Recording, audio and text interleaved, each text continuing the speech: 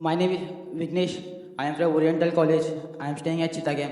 मेरा पहला सवाल ये है कि अगर जब अल्लाह एक ही है तो फिर मेरे जो बैकग्राउंड है वो सब मुसलमान भाई है, मैं अकेला हिंदू, तो मुझको भी चाहे तो मुसलमान बना सकते थे, पर क्यों नहीं? अल्लाह अगर एक है तो मुझको भी चाहे मुसलमान बना सकते थे, मेरे को क्यों हिंदू बना?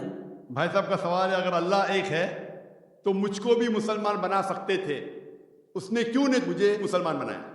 भाई साहब का अच्छा सवाल है और इसका जवाब है कि हमारे आखिरी पैगंबर मोहम्मद सल्लल्लाहु अलैहि वसल्लम फरमाते हैं कि हर इंसान, हर बच्चा जब पैदा होता है वो दीनुल फित्र में पैदा होता है। दीनुल फित्र मतलब वो मुसलमान जैसा पैदा होता है। मुस्लिम का मतलब वो इंसान जो अपनी जिंदगी अल्लाह, भगवान, ईश्वर, अपने खालिक के मुताबिक बसर करता है। जो इंसान अपनी जिंदगी अपने खालिक, अपने अल्लाह के कहे हुए अहकामात के मुताबिक बसर करता है, उसे कहते हैं अरबी में मुस्लिम। तो हर इंसान जब पैदा होता है, चाहे हिंदू खानदान में पैदा हो या ईसाई खानदान में या यहूदी खानदान में या मुस्लिम खानदान में, कोई भी खानदान में पैदा होता है वो पैदा होता है मुसलमान जैसा। उसके बाद उसके वालिदैन, उसके बड़े, उसके टीचर्स उसे सिखाते हैं। अगर सही चीज सिखाते तो वो सही रास्ते पे रहता है, वरना वो दूसरे रास्ते पे भटक जाता है। हो सकता है कि बुत परस्ती करने लगे, वो मूर्ति पूजा करने लगता है, हो सकता है वो आग की पूजा करने लगे। इसीलिए अगर कोई गैर मुस्लिम मुस्लिम बनता है, उर्दू में अक्सर कहते हैं नो मुस्लिम, जो गलत है। अंग्रेजी में कहते हैं convert. Convert means going from one track to the other which is wrong. सही लफ्ज है लौटा हुआ मुस्लिम, क्योंकि हर इंसान पैदा होता है मुस्लिम जैसा, फिर उसके वालिदैन, उसके बड़े के जरिए से वो गलत ट्रैक पे जाता है और जब सही ट्रैक पे आ जाता है वापस, सही लफ्ज है लौटा हुआ मुस्लिम। अंग्रेजी में कहेंगे रिवर्ट। अक्सर हम कहते हैं नो मुस्लिम, जो इस्लामी तालीमात के मुताबिक गलत है। सही लफ्ज होना चाहिए लौटा हुआ मुस्लिम, रिवर्ट। और आपका सवाल था कि अल्लाह ने तुम्हें मुस्लिम क्यों नहीं बनाया? अल्लाह ने तुम्हें मुस्लिम ही बनाया। हो सकता है कि बचपन में आपके बड़े, आपके वालिदैन, आपके टीचर आपको सही रास्ता नहीं दिखा सके और आप गलत रास्ते पे गए, लेकिन इसके बावजूद आप अल्लाह को दोषी नहीं ठहरा सकते। आप ये पूछ सकते कि अल्लाह ने क्यों मुझे हिंदू खानदान में पैदा किया? अगर मुस्लिम खानदान में पैदा किया होता, हो सकता है कि मैं मुसलमान होता। अल्लाह ताला फरमाते हैं कुरान मजीद में कि अल्लाह अगर चाहे तो सारे इंसानों को मुसलमान बना सकता है, लेकिन फिर टेस्ट क्या है? अगर टीचर चाहे तो सारे स्टूडेंट को पास कर सकता है, लेकिन टेस्ट क्या है? टेस्ट वो होता है क्या टीचर सही तालीम देने के बाद इम्तिहान लेता है। जो आदमी सही जवाब देता है वो पास होता है, जो गलत देता है फेल होता है। अल्लाह ताला सारे इंसानों को अपना आखिरी पैगाम दे चुका है कुरान मजीद। उसके बाद अगर इंसान उस पर अमल करते तो पास होते, अमल नहीं करते तो फेल होते। और अगर आप अल्लाह से कंप्लेन करेंगे कि क्यों मुझे हिंदू खानदान में पैदा किया, तो अल्लाह ताला फरमाते हैं कि आप किधर भी पैदा हो, चाहे मुसलमान खानदान में या हिंदू खानदान में, ये कहना कि हर इंसान जो मुस्लिम खानदान में पैदा होता है जन्नत में जाएगा, बिल्कुल गलत है। सिर्फ मुसलमान खानदान में पैदा होने के बाद और मुस्लिम नाम रखने से इंसान जन्नत में नहीं जाता है। जन्नत में जाने के लिए एक अल्लाह में मानने के अलावा, अल्लाह के रसूल में मानने के अलावा उनके अहकामात पे अमल करना चाहिए। हर मुस्लिम अमल तो नहीं करता है, तो हर इंसान जो मुस्लिम खानदान में पैदा होता है वो जन्नत में नहीं जाएगा। लेकिन अल्लाह ताला ये फरमाते हैं कि हर इंसान को, सूरह फुसिलत में सूरह नंबर 41 आयत नंबर 53 53, अल्लाह ताला फरमाते सनूरीम आयातिना फिल आफाकी व फी अनफुसिहिम हत्ता यतबय्यन अन्नहु हक़, कि बहुत जल्दी हम आपको अपनी निशानियां दिखाएंगे। अल्लाह ताला फरमा रहे इंसानों से कि जल्द हम आपको हमारी निशानियां दिखाएंगे होराइजन्स में, ताकि आप पे वाज़ेह हो जाए क्या हक है, क्या अल्लाह एक है, अल्लाह के अलावा कोई माबूद नहीं। लेकिन हक जाहिर होने के बाद हर इंसान उस पर अमल करना जरूरी नहीं। वो इंसान सोच सकता है कि अगर मैं इस्लाम कबूल करूं तो हो सकता है कि मेरे दोस्त मुझे छोड़ देंगे, हो सकता है कि मेरे वालिदैन मुझे जायदाद से बेदखल कर देंगे, हो सकता है कि मुझे मेरे तिजारत में नुकसान हो। तो ये सब चीज़ें इंसान को बहुत बार भटकाती है और हक कबूल करने से रोकती है। लेकिन आखिरत के दिन पर आप ये अल्लाह से कंप्लेन नहीं कर सकेंगे कि मुझे किसी ने भी इस्लाम के बारे में नहीं कहा। इसीलिए कुरान मजीद में लिखा गया है सूरह अनाम में सूरह नंबर 6 आयत नंबर 158 कि उस दिन, आखिरत के दिन, अगर आप कहेंगे कि मेरे वालिदैन बुत परस्त थे, मूर्ति पूजा करते थे, इसीलिए मैं कर रहा हूं, तो अल्लाह ताला फरमाएगा ये बहाना नहीं चलेगा, क्योंकि अल्लाह ताला खुद हर इंसान के दिल में वादे कर देता है हक क्या है, और वादे करने के बाद आपके पास कोई शिकायत का मौका नहीं रहेगा। और आपको भी, आप आज इस मजलिस में आ चुके हैं और मैंने लाखों लोग के सामने आपको वादे किया है कि खुदा एक है, उसके अलावा कोई माबूद नहीं, और मोहम्मद सल्लल्लाहु अलैहि वसल्लम उसके आखिरी पैगंबर है। अगर आज आप इस बात को नहीं मानेंगे तो कल आप ये कंप्लेन नहीं कर सकेंगे, आप शिकायत नहीं कर सकेंगे अल्लाह से कि मुझे पता नहीं था। बाकी लोग कर सकेंगे क्या नहीं, वो बाद में देखा जाएगा। अल्लाह तो वादे कर दिया, किसके जरिए पता नहीं, लेकिन आज मेरे जरिए तो कर रहा है आपको, और इतने लाखों लोग शहादा दे रहे और करोड़ों लोग टेलीविजन पे देख रहे आपको। तो अभी आपके पास कोई बहाना नहीं, कोई शिकायत नहीं ये कहने के लिए कि मैं मुसलमान खानदान में पैदा नहीं हुआ इसलिए मैंने इस धर्म को एक्सेप्ट नहीं किया। मैं आपसे पूछना चाहता हूं भाई साहब, आप मानते हैं कि खुदा एक है? वो तो है। आप मानते हैं खुदा एक है? हाँ। आप मानते हैं कि बुत परस्ती गलत है? पर कौन सा खुदा है वो पता नहीं। नहीं, मूर्ति पूजा सही है क्या गलत है आपके हिसाब से? अब जब मैं हिंदू धर्म में पैदा हुआ तो फिर मेरे हिसाब से सही हो सकता। आप कहते हैं कि हिंदू धर्म के मुताबिक मूर्ति पूजा सही है। मैं आपको आपके हिंदू धर्म की किताबों का हवाला देता हूं, मजहबी किताबों का।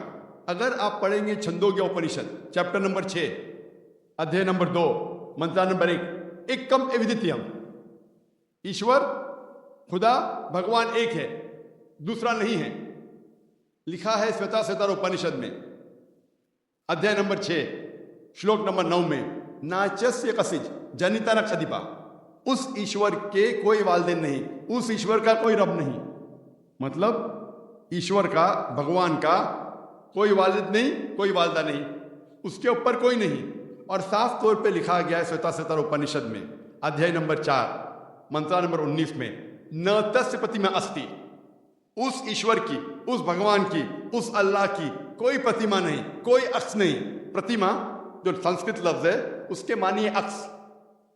खुदा का कोई अक्स नहीं, कोई प्रतिमा नहीं, कोई फोटोग्राफ नहीं, कोई पेंटिंग नहीं, कोई पोर्ट्रेट नहीं, कोई मूर्ति नहीं, कोई बुत नहीं।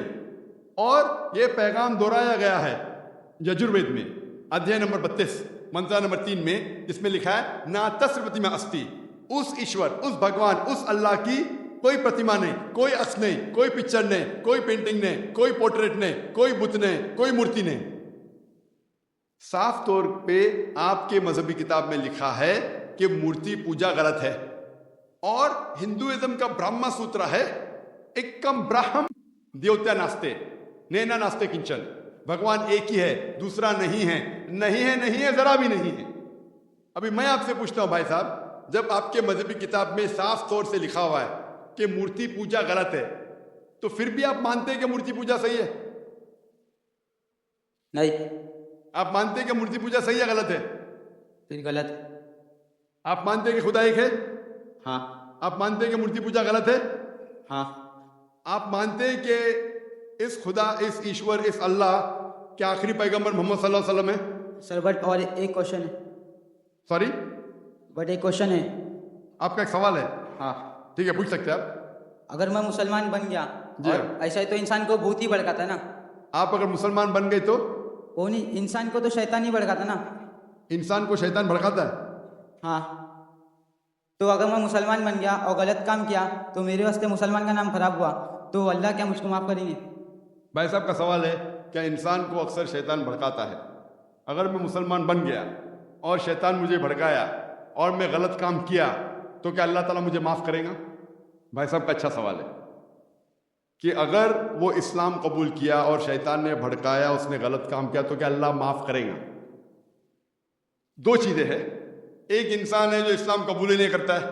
जो इंसान इस्लाम कबूल ही नहीं करता, नहीं मानता है कि खुदा एक है, बुत परस्ती करता है, अल्लाह के आखिरी पैगंबर मोहम्मद सल्लल्लाहु अलैहि वसल्लम नहीं मानता है, उसके लिए 100% वो जन्नत में नहीं जा सकता है, 100%, क्योंकि वो ईश्वर के अलावा दूसरे किसकी इबादत करता है। दूसरी तरफ एक इंसान है जो मानता है कि एक अल्लाह है, मानता है कि मूर्ति पूजा गलत है, मानता है कि मोहम्मद सल्लल्लाहु अलैहि वसल्लम आखिरी पैगंबर है और गलत काम करता है। हो सकता है कि झूठ बोलता है, हो सकता है कि वो चोरी करा, हो सकता है वो शराब पी रहा है, ये गलत है, हराम है, लेकिन फिर भी अगर वो बुत परस्ती नहीं करता है, अल्लाह ताला फरमाते हैं सूरह निसा में सूरह नंबर 4 आयत नंबर 48 में और सूरह निसा सूरह नंबर 4 आयत नंबर 116 में कि अल्लाह अगर चाहे तो आपके कोई भी गुनाह को माफ कर सकता है, लेकिन शिर्क को कभी नहीं माफ करेगा। तो शिर्क के अलावा, बुत परस्ती के अलावा, मूर्ति पूजा के अलावा अगर आप दूसरे गुनाह करेंगे तो अल्लाह ताला माफ कर सकता है, आपके फिर भी चांसेस है कि आप जन्नत में जा सकते हैं। लेकिन अगर बुत परस्ती करते हुए आप मरेंगे तो आपको जन्नत में जाने का कोई भी चांस नहीं है। इसीलिए अल्लाह ताला फरमाते हैं कि जब मेरे बंदे सारे दिन गुनाह करते हैं, गलत काम करते हैं, लेकिन जब रात को तौबा करते हैं तो मैं उन्हें माफ कर लेता हूं। मेरे बंदे अगर रात को गुनाह करते हैं और दिन में तौबा करते हैं तो मैं उन्हें माफ कर लेता हूं, क्योंकि अल्लाह सुब्हाना व तआला रहमान और रहीम है, वो रहमत वाला है और करम करने वाला है। आप अगर गलतियां करेंगे, अगर शैतान भड़काएगा तो पढ़ो औज़ु बिल्लाहि मिनश शैतानिर रजीम। जब आपको पता चलेगा आपने गलती की, अल्लाह से तौबा करो, दुआ करो कि फिर से वो चीज़ नहीं करेंगे और अच्छी नीयत से फिर से अल्लाह की तरफ पलटते, अल्लाह ताला माफ़ करेगा। फिर से आप गुनाह करेंगे, फिर से माफ़ी मांगो, अल्लाह रहमान और रहीम है, जब भी माफ़ी मांगो सच्चे दिल से मांगो, इंशाअल्लाह अल्लाह आपको माफ़ करेगा। और अगर आप बुत परस्ती से दूर है, ये सबसे बड़ा गुनाह है, तो आपके हाई चांसेस है कि आप जन्नत में जाएंगे। तो अभी मैं आपसे पूछना चाहता हूँ। हाँ सर, एक सेकेंड सर, क्या कुरान में लिखा है ना शराब हराम है? जी हाँ, तो जब सिगरेट भी हराम होगा? सिगरेट भी पीना हराम है, कुरान में नहीं लिखा है लेकिन हराम है। अच्छा, यही पूछना चाहिए था, क्योंकि हमारे यहाँ जो एक सेक्टर मस्जिद में जमाते आते वो भी सिगरेट पी लेते। शराब पीना तो साफ तौर पे कहा गया कुरान मजिद में सूरह माइदा सूरह 5 आयत नंबर 90 में कि हराम है, लेकिन सिगरेट पीना कुरान मजिद में इसका जिक्र आता है सूरह बकरा में सूरह नंबर 2 आयत नंबर 195 कि अपने हाथ से अपना खुद कत्ल मत करो, सुसाइड मत करो। आज की साइंस कहती है कि टबैको के वजह से, सिगरेट पीने के वजह से हर साल वर्ल्ड हेल्थ ऑर्गेनाइजेशन कहती है हर साल 60 लाख लोग मरते हैं सिर्फ सिगरेट पीने की वजह से। दुनिया में दूसरे नंबर पे आता है शराब के बाद, जो सबसे ज्यादा मौत होती है कोई चीज पीने या खाने की वजह से, वो है सिगरेट। तो क्योंकि पहले लोग को पता नहीं था कि सिगरेट इज स्लो पॉइजनिंग, तो कई उलमा कहते थे मकरू है। आज 400 से ज्यादा फतवे हैं सऊदी में, इजिप्ट में, जो कहा गया है कि सिगरेट पीना हराम है। अभी जो लोगों को लत लग गई है, हम अल्लाह से दुआ करते हैं कि अल्लाह उन्हें हिदायत दे। लेकिन अगर कोई मुसलमान गलत कर रहा है उसका मतलब नहीं कि आपको भी करना चाहिए। हम दुआ करेंगे कि इन मुसलमान को अल्लाह ताला ताकत दे कि ये बुरी लत से उन्हें नजात मिले। मैं आपसे पूछना चाहता हूं, क्या आप मानते हैं कि खुदा एक है? हाँ। आप मानते हैं बुत परस्ती गलत है? हाँ। आप मानते हैं कि मोहम्मद सल्लल्लाहु अलैहि वसल्लम आखिरी पैगंबर है? सर, मैं भी तो थोड़ा इस्लाम रिसर्च कर रहा हूँ, उसके बाद मैं खुद ब खुद कबूल कर लूँ इंशाअल्लाह। भाई साहब चाहते हैं कि वो इस्लाम के बारे में और रिसर्च करे, और मैं चाहूँगा कि आप मेरे हाथ से एक तर्जुमा ले कुरान का, और मेरी दरख्वास्त है कि आप कुरान मजिद का तर्जुमा पढ़िए और इंशाअल्लाह इससे आप हिदायत पाएंगे। और जब मुतमईन हो जाएंगे कि ये मजहब सही है, फिर ही कबूल करना, कोई ज़बरदस्ती नहीं। आप जब मुतमईन हो जाएंगे कि ये इस्लाम, ये कुरान में सही बातें लिखी है, ये सबसे बेहतरीन मजहब है, फिर ही आप कबूल कीजिए। मैं दरख्वास्त करूँगा कि आप स्टेज पे आके इंशाअल्लाह कुरान मजिद का नुस्खा मुझसे ले सकते हैं।